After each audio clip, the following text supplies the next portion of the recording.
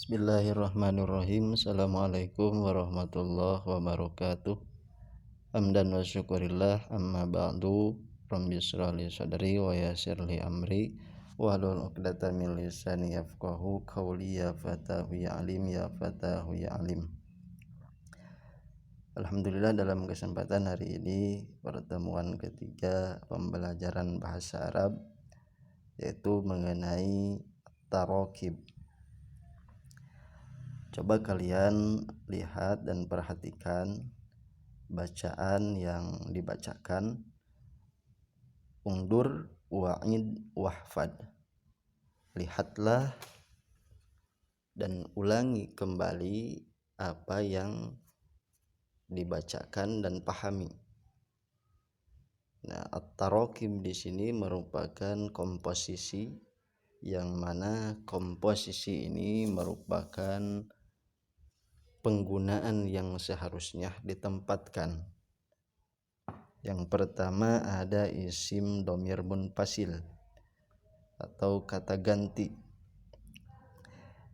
Nah, kata ganti di sini yang mana seperti yang ada di dalam kolom yang pertama ajam talibun, dan kolom yang kedua hilyah talibatun. Nah, kata talibun dan talibatun di sini merupakan perbedaan kata yang mempunyai arti yang sama, yang mana untuk perempuan talibatun, untuk laki-laki talibun. Sehingga di dalam contoh ana talibatun, ana talibun, anti talibatun, anta talibatun.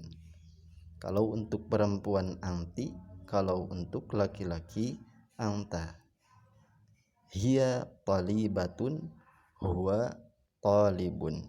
Kalau untuk perempuan hiya, kalau untuk laki-laki huwa. Nah, itu merupakan isim dhamir munfasil yang mana penempatan antara untuk laki-laki dan perempuan. Yang selanjutnya ada isim isyarah atau kata petunjuk, isyarat. Nah, keterangannya di sini ada untuk jarak dekat, ada juga untuk jarak jauh.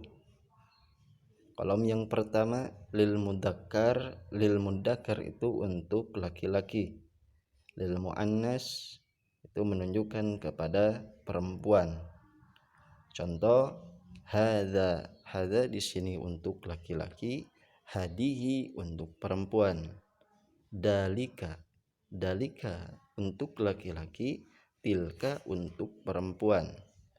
Nah, contohnya hadihi hilyah, hadihi talibatun, hadihi shadiqati. Tilka hilyah, tilka talibatun, tilka shadiqati. Kalau untuk laki-laki hada ajam, hada talibun, hada shadiqi, dalika ajam, dalika talibun, dalika shadiqi.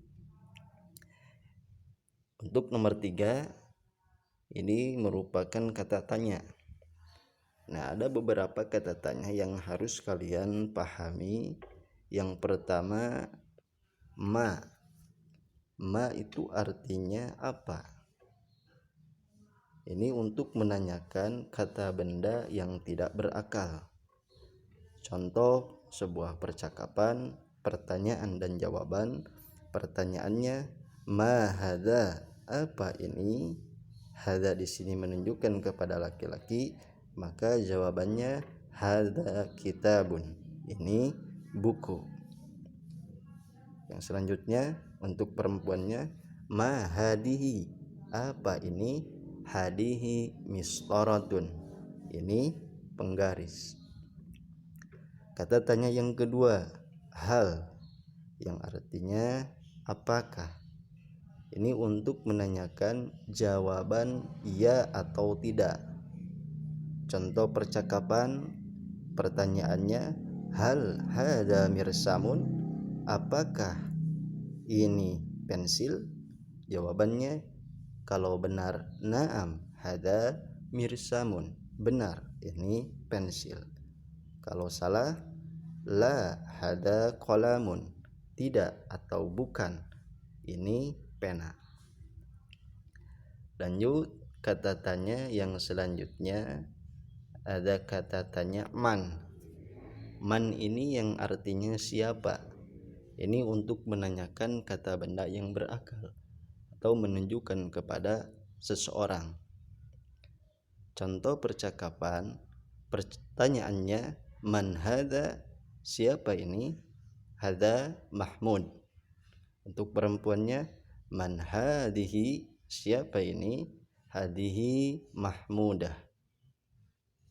Yang selanjutnya kata tanya kaifa yang artinya bagaimana.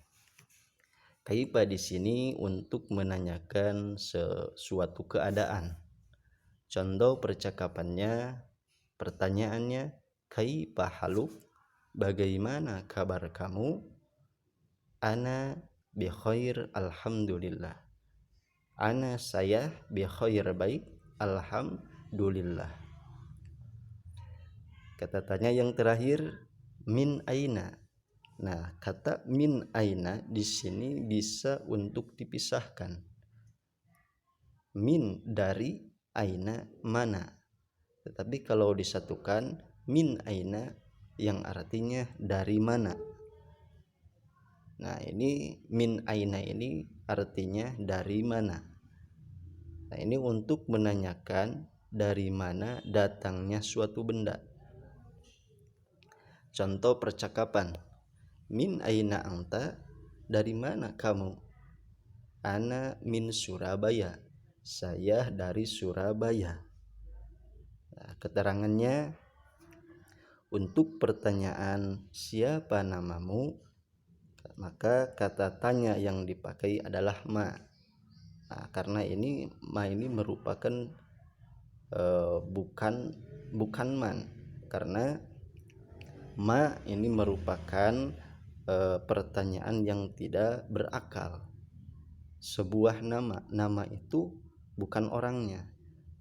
Nah, maka untuk itu disebabkan yang ditanya adalah bukan orangnya melainkan namanya. Dan nama termasuk benda yang tidak berakal, sehingga bentuk kalimatnya adalah masmuka, siapa nama kamu, bukan man ismuka. Nah, hal ini akan menjadi lain ketika memasuki struktur bahasa Indonesia. Ketika kita berkenalan dengan seseorang dan ingin menanyakan namanya, maka kata tanya yang kita gunakan adalah siapa namamu, yang jadi masmuka bukan man ismuka. Yang selanjutnya pembahasan nomor 4 ada mubtada dan khobar.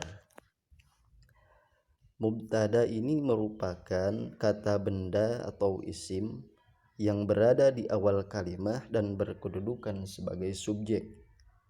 Sedangkan khobar adalah kata yang pasti jatuh setelah mubtada dan berkedudukan sebagai predikat.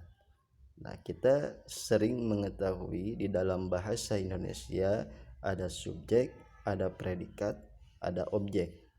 Nah, namun untuk mubtada dan khobar ini hanya dengan subjek dan predikat.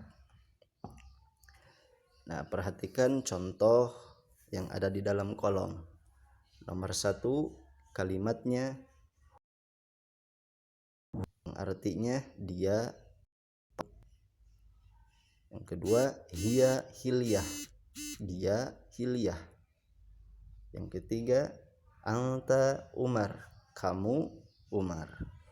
Nah, penjelasannya khobar dan mubtada harus saling menyesuaikan dengan perincian. Jika mubtada berbentuk mudzakkar, maka harus mudzakkar. Begitu juga sebaliknya. Nah, yang selanjutnya contoh nomor 4, anti Ruqayyah, kamu Ruqayyah. Ana Mahmud, saya Mahmud. Anti di sini merupakan mubtada, ruqayyah merupakan khobar. Bagian B, telaah dan analisis contoh nomor 1 dan nomor 2. Contoh yang salah di dalam kalimat hiya paruk. Paruk itu menunjukkan kepada laki-laki, berarti penggunaannya bukan hiya tetapi menggunakan kata huwa. Maka kebenarannya adalah huwa paruk. Contoh yang kedua, huwa hilyah. Hilyah itu menunjukkan nama kepada perempuan, berarti yang cocoknya adalah hiya hilyah, bukan huwa hilyah. Nah, untuk selanjutnya ada at-tadribat, latihan nomor 1. Baina qausaini. Ihtar, pilih yang sahih, yang benar, mimma baina qausaini, di antara apa yang berada di dalam dua kurung. Nah, di sini merupakan contoh latihan yang berkenaan dengan isim domir, isim isyarah, dan lain sebagainya yang tadi sudah dijelaskan. Maka untuk itu silahkan kalian isi terlebih dahulu latihan 1 yang mana memilih antara yang benar di antara dua kurung. Nah, untuk pertemuan kali ini dicukupkan sekian. Wallahul muwaffiq ila aqwamit thoriq. Wassalamualaikum warahmatullahi wabarakatuh.